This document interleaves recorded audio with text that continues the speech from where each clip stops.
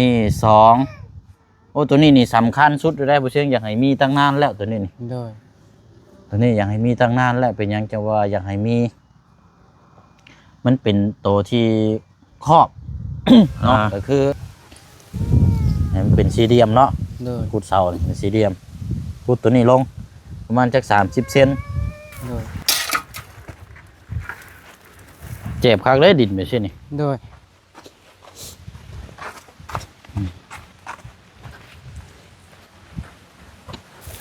อายุมา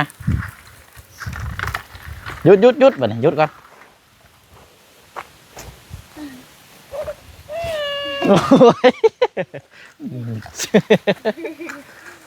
เอาดูรถจากทางเดือมบนรถบันไดนี่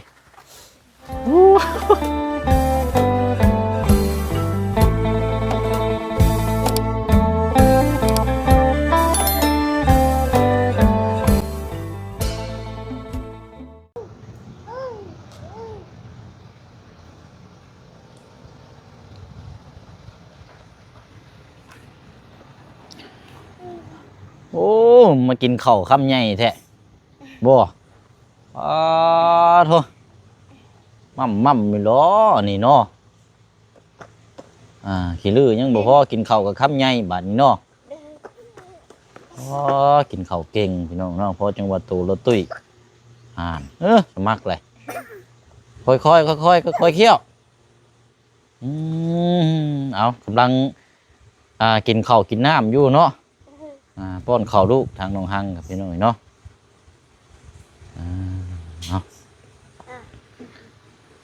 เสียงยังเข่าเจืองบ่มาเจืองเข่าของน้ำพี่น้องเสียงบุ่มบ่ำอยู่เนาะ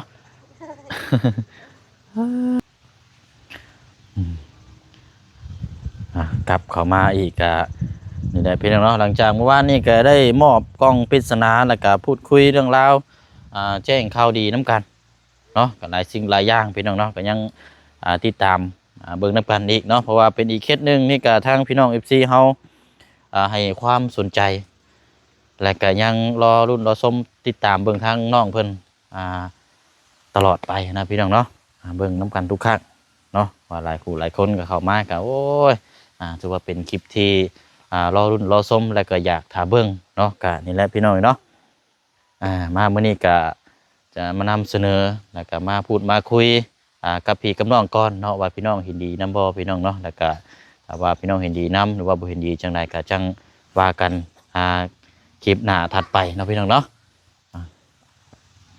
กราบทักทายสบายดีและสวัสดีพ่อแม่พี่น้องเบิดสุขุสุคนนะพี่น้องเด้อเนาะมาพบมาเจอกันอีกคือเก่าคือเดิมเนาะเอานั่นแหละพี่น้องเพิ่มเติมแน่กะเป็นยังไงเนาะทางอาเจืองเขาเรื่องรถจักรนี่รอบนี้จะว่าบ่ทันจำบ่จักเนาะยินทางบ่บุญว่าทีมงานบ่ได้ขึ้นมาครบอาจจะเป็นรอบเดือนหน้าเพิ่นบ่จักพี่น้องเนาะโอ้ยเนาะว่าออกมาแล้วก็เสียลายเลยพี่น้องเมื่อคืนเมื่อวานนี่เนาะป้ายเลขทะเบียนรถ ของทางน้องซอนของทางน้องซอน3090พี่น้องเนาะเลขลาวแต่ว่ามันออก039ถือว่ามาทุกโตเลยบ่เชี่ยก็ซื้ออยู่แต่ว่าตัดบ่ถึกโอ้ยสัตว์พี่น้องถือว่าเลขรถคันนี้นี่ให้โชคอยู่ทางน้องซอนนี่แต่ว่าเฮาตัดบ่เป็นเนาะก็มีพี่น้อง FC ก็ถึกนำอยู่ได้หมู่บ้านนี่ก็พี่น้องเนาะก็รุ่นรับโชคไปเนาะพี่น้องเนาะเป็นจังไดเนาะอยู่ดีไม่แห้งโดยสบายดีใส่เสื้อขาวเทิมนี่แทบมื้อนี้โดยทางนั้นก็เสื้อขาวเนาะโดย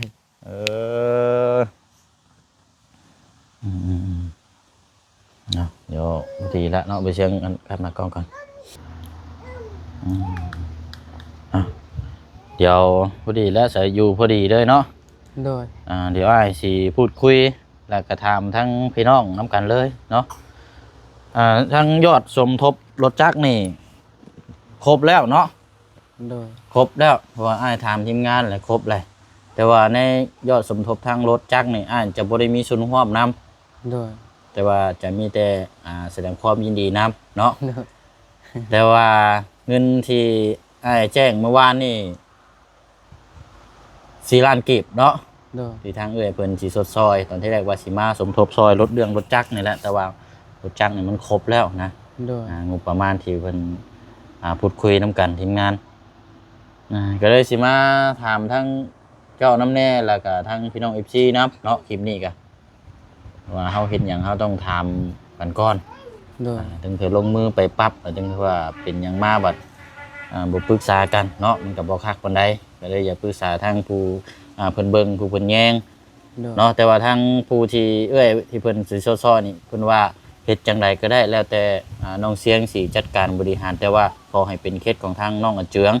โดย เพราะเพิ่นเฮ็ดมาแล้วเพิ่นทำบุญมาแล้วก็คือว่าเฮ็ดตามที่จุดประสงค์เอาที่ความจำเป็นเลยว่าซั่น โดย เนาะเพราะฉะนั้นรับจากต่อเพิ่นมาแล้วก็จะมาพูดมาคุยแล้วก็ถามพี่น้อง FC เนาะที่ฮักแพงนํกันเด้อพี่น้องเนาะไปนั่งทางอันเจืองพุ่นนั่งพุ่นก็ได้นั่งนี่ก็ได้นั่งน้ำพลักนี่พุ่นเจืองดูเตียงได้รถใหม่นะคักแล้วนี่เนาะโอ้ดื้อ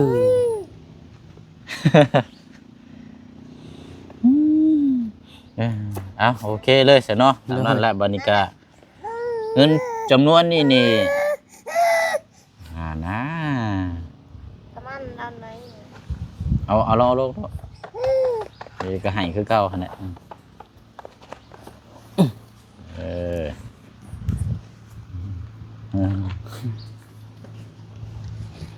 อยู่ซื่อๆเด้ออยู่ซื่อๆเด้ออยู่นิ่งๆเด้อเห็นป่ะ ดื้อลีน้อมแล้วนะ เป็นอย่างเว้าแล้วบาดนี้ใช้รถจกจะได้ไมโครเจ้าอยู่ใช้ เพื่อน เออ ไอ้เพื่อน คักสับบาทเนาะบูยูเป็นชับบาท เด้อ ไปใส่ไปแล้วแม่ไปใส่ไป โดย แม่เริ่มป้อนแล้วเราบ่เขาพิมละ แล้วมันทำได้ เอานั่งรถรอดให้แม่ยู่ย่างท่านี้ก็ได้อ่ะ มา จนน่ะ ก็ดีได้พี่น้องแข่งขาใช่ได้แข็งแห้งก็ใช่ได้ย่างไว้เอ้ย อยากยัง ก็แตกอันนี้เต้ โยโย่เฮ็ดเอาน้ำเพียเลย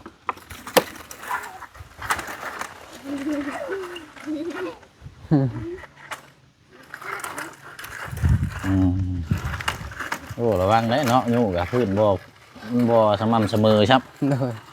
หงายท้องเลยปีนท้องปลางางได้ฮะเอาแล้วได้พี่น้องเอ้ยเนาะโอเคเดี๋ยวนั่งน้ำก่อนกินแล้วบ่ข้าว โดยกินแล้ว ร้อยแล้วเนาะ โดย โอ้แต่เช้าดีเนาะสัตว์เนาะกินข้าวกินน้ำ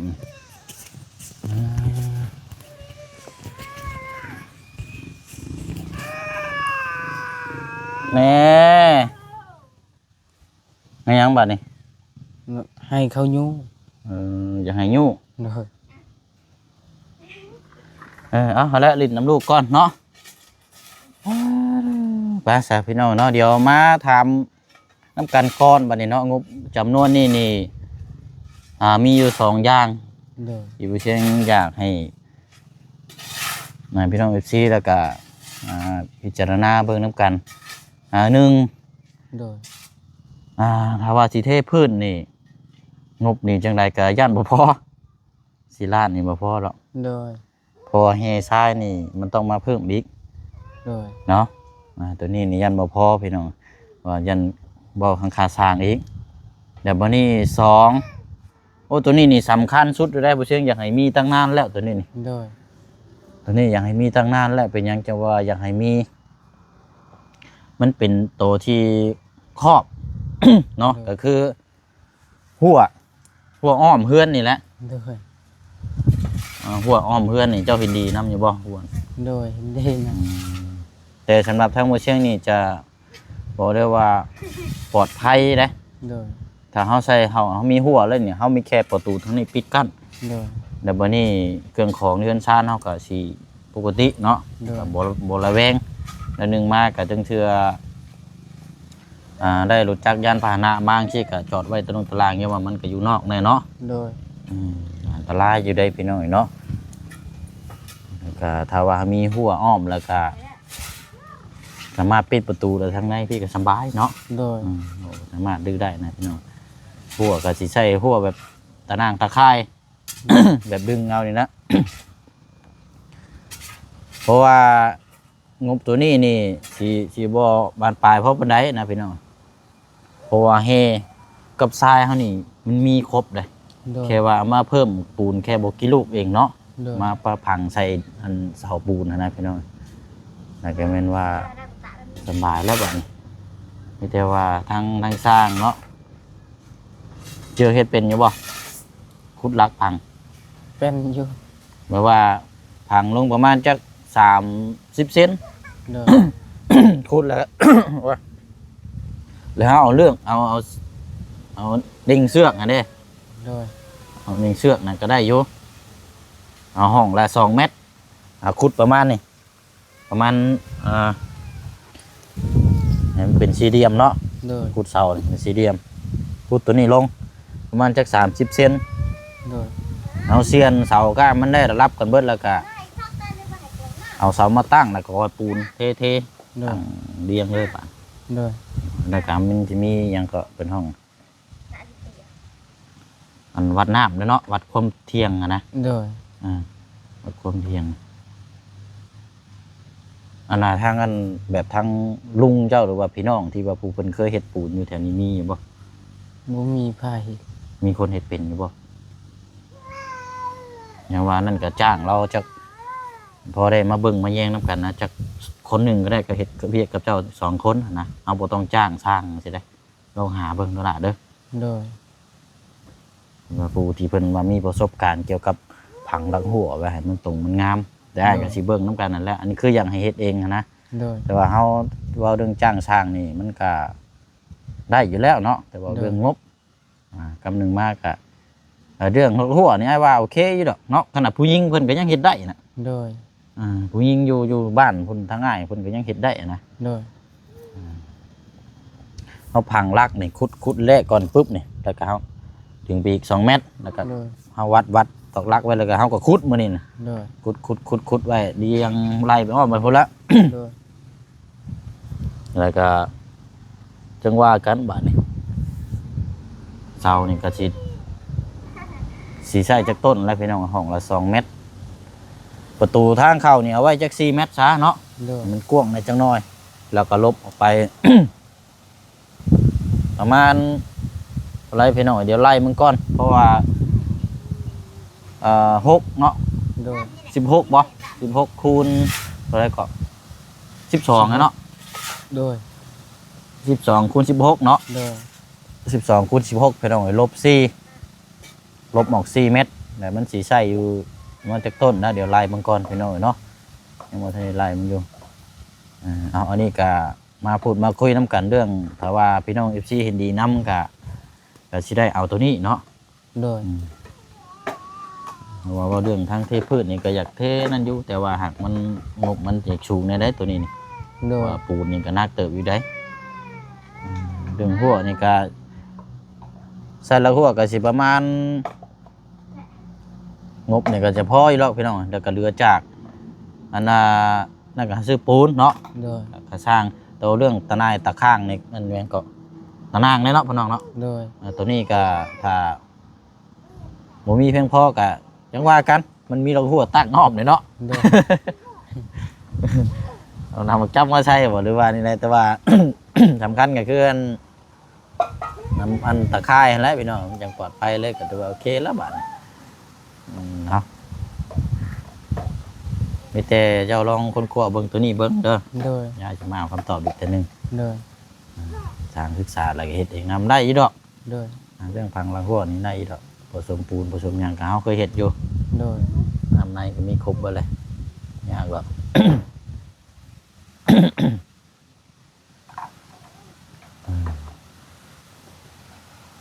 นั่นแหละพี่น้องจังว่ากันเพราะว่างบจากมันเดือนแล้วครับผมว่าสิเฮ็ดหยังนะพี่น้องก็ได้หาแนวทางตัวนี้แหละเพื่อ อ้อมเพิ่นซานไว้คือนั่นคือน่ะ คันบ่เฮ็ดกันเนาะ โดย หมูกล้วยกินเบิดแหละ หมูม่วงซื้อมากกบางใหญ่เหลือแต่ล้ำ โดย ร้อยมาหมุนเบิดนี่หัวนะเนาะ โดย เอาอะไรกะฝากพี่น้อง FC เฮาถ้าว่าเฮ็ดดีนํก็แม่นทั้งคลิปหน้าก็จะมาพูดมาคุยกับพร้อมมาลุยน้ำกันแล้วบัดนี้พี่น้องเนาะ โดย เพราะว่าเฮามีงบแล้วก็บ่อยากรอนานเนาะก็เฮ็ดหลายสิ่งหลายอย่างนํเนาะ โดย จบจากนี้แล้วก็ผู้แรกพี่น้องเนาะลงไปทางบ้านน้องดาดาเด้อพี่น้องเด้อเนาะเมื่อวานนี้พูดคุยให้ทางน้องเพิ่นทางครอบครัวให้โยกย้ายเป็นเครื่องครองที่จำเป็นว่าเราสิไปนอนอยู่กับตูมเพิ่นน้อยอีกหลังหนึงว่าสิได้มั่างได้นั่นก็ โดย ได้มั่างในเกษตรเฮือนให้เราหลังใหม่เลยเฮ็ดไปตามขั้นตอนแต่ว่าต้องมั่างก่อนเพราะว่าดินหม่องนั้นเฮาต้องปรับดินใหม่หรือว่าเบิ่งตัวจริงนำกันอีกเทื่อนึงนะพี่น้องแต่ว่าแต่ก็ต้องมั่าง เบิ่งนี่แล้วสิลงไปเบิ่งพุ่นแล้วก็ทางวัดเฮานำแน่เนาะ โดย วัดผู้กวงนี่พี่น้องเนาะก็มีศรัทธาทางผู้ใหญ่ใจบุญเนาะทางแม่อาดงเป็นเจ้าภาพแห่ทรายทรายเนาะแม่เพิ่นเอาแต่ทรายจำนวน5รถหรือว่ารถใหญ่พี่น้องวันนี้ผู้เชี่ยวก็สิได้พูดคุยถามเบิ่งทั้งผู้เพิ่นไปส่งทรายถ้าว่าเพิ่นส่งได้มื้อนี้ก็แม่นว่าได้รับได้ชมเบิ่งนํกันพี่น้องเนาะถ้าบ่แม่นมื้อนี้ก็แม่นมื้ออื่นใครดอกพี่น้องเฮาขึ้นมาแล้วคันคืออยู่บ้านเนี่ยมันเว้าหยังมันก็ได้แต่เว้าซื่อๆเฮาขึ้นมาพี่เฮาเว้านะเฮาเฮ็ดรถเนาะเวียงานตัวนี้ก็ติดตามเบิ่งนํกันเนาะ โดย คุยนํกันดีแล้วพี่น้องเอ้ยเนาะ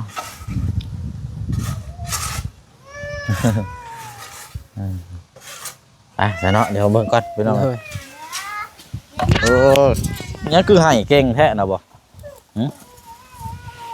ให้เขาอยู่ อันดินตัวนี้นี่อย่าเอาไปเฮ็ดหยังเกาะ เอาไว้ทรายนี่ บ่อันห้างๆคือตักจะเอาไปเฮ็ดหยัง ตักให้มันแป้นสำบายอยู่ลดพลัก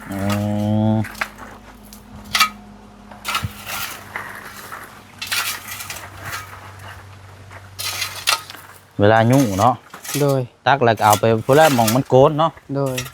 มันบุ่มพุ่นก็ได้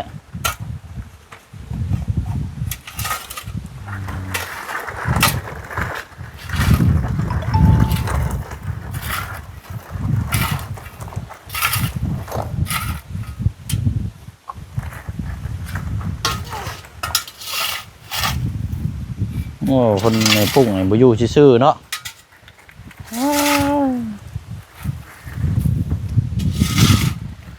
นะนี่แหละเนาะถ้าเขาพังหัวกระชิดใช่ลักแดนนั่นแหละพี่น้องพังจะตามลักเลยบ่ได้เอาเม็ดมาช้ำเนาะ โดย เอาเม็ดมาเดี๋ยวไล่เบิ่ง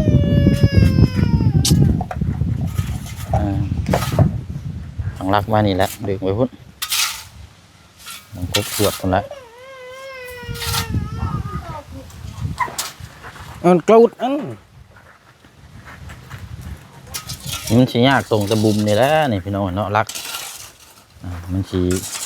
นอนลงมาสิแล้วนี่เฮาสิพังไม่ได้ตัวนี้นี่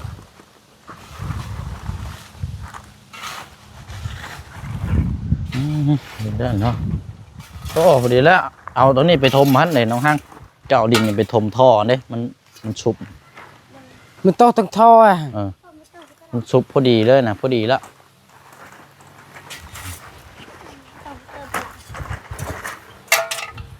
เอาดินมันบ่แจบเลยเนาะ โดย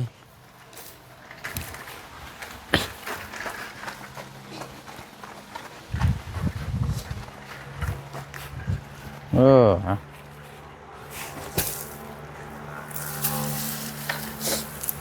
ดีเลยฮะ น้ำมันไหลตลอด น้ำมันไหลมันชุบลงหัน โดย เป็นยังแล้วเป็นง่ายแล้ว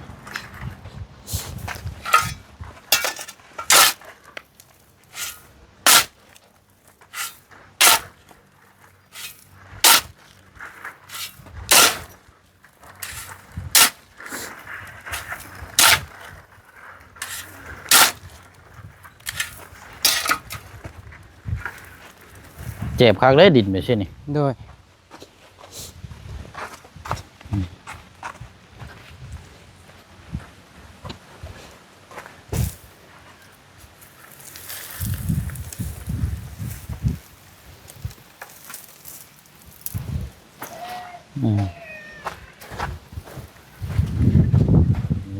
เนาะเลยใส่นี่จังน้อยทายเฮาน่ะแม่พอดีแล้วน้องเพิ่นตอมไว้มันยังมาลมแท้นี่บรรยากาศเนาะดีๆนี่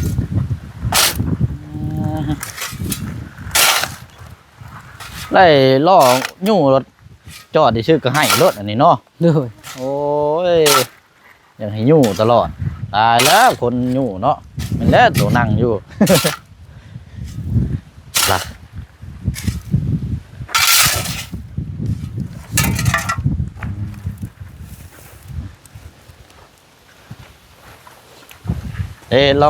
ลองหยุดบางอย่างบุญยู่บางอย่างหยุดให้รถเนาะอายุมาหยุดบัดนี้หยุดก่อนโอ้ยเอาดูรถจากทางเดือมบนรถบันไดนี่ บ่อยู่แล้วก็ให้ แล้ว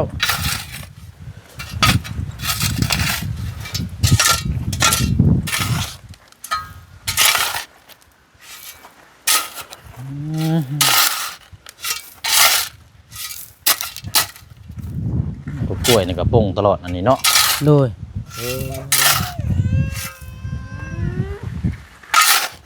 เอ้ยเนาะเสร็จแล้วนี่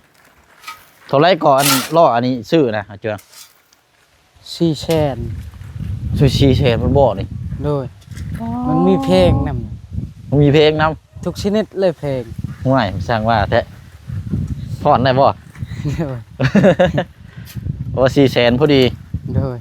แต่ว่ามันก็โครงหางโครงฉากมันก็เป็นตีเนียนหนาอยู่เนาะ เงินเฮาประมาณ300,000ปลายนี่ เอานี่ชื่อเงินเบียดบ่ โดย เงินเบียดน่ะ400,000 โดย 400,000ยังก็ 400,000ดง 400,000ลงนะเนาะ โดย เงินเวียดนี่เป็นห้องลงนะเนาะ โดย ถ้าเงินจีนนี่ยวนเนาะ เงินกีบแหละ ฮะ เงินกีบคือกัน บ่แม่นอันเงินจีนนั่นแหละ เงินจีนยวนเงินยวน ห้องยวนนะเนาะ โดย เงินดงอันว่าดงนี่คำว่าดงนี่คือเงินเวียดเนาะ โดย 400ลงเนาะ โดย เออ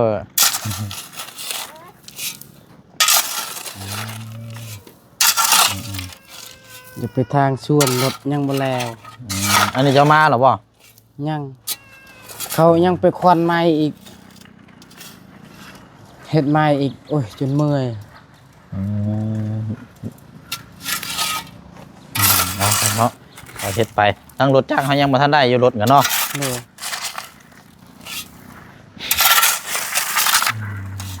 เอาเราโอเคเด้อชาเจืองเด้อ โดย ตามนั้นนะเดี๋ยวคันว่ามีอย่างเพิ่มเติมเนี่ยสิโทรหาเด้อ โดย นี่แหละพูดคุยนำเวียงงานตัวนี้บัดนี้เนาะ โดย ติดตามเบิ่งนำกันเนาะ โดย ว่าสิจังใดต่อเนาะ โดย ไปเนาะไอ้หากินข้าวก่อน โดยสบายดี ไปเด้อทางไหนเด้อ เฮ้ยสบายดี โอ้ยไปอยู่บนเวียนอยู่หั่นแหละห่านโอ้ยเนาะ เนาะเอามาพูดมาคุยน้ำกันนะพี่น้องเด้อเนาะสำหรับทางเนี่ยพี่น้องเห็นดีน้ำบอพี่น้องเนาะลักหัวเนาะคือลักปูนนะและพี่น้องมันจังเนี่ยนะถาวรเนี่ยว่าทรายกำแพงก็มีนี่แล้วเนาะมีแต่ชื่อปูนมาบกี่สอบเองหรอกพี่น้องพังซื่อๆยึดอ้อมรอบไว้ในการใส่ตะนางอ้อมอ๋อบานนี้ไปทางไหนก็ล็อกไว้โลดบานนี้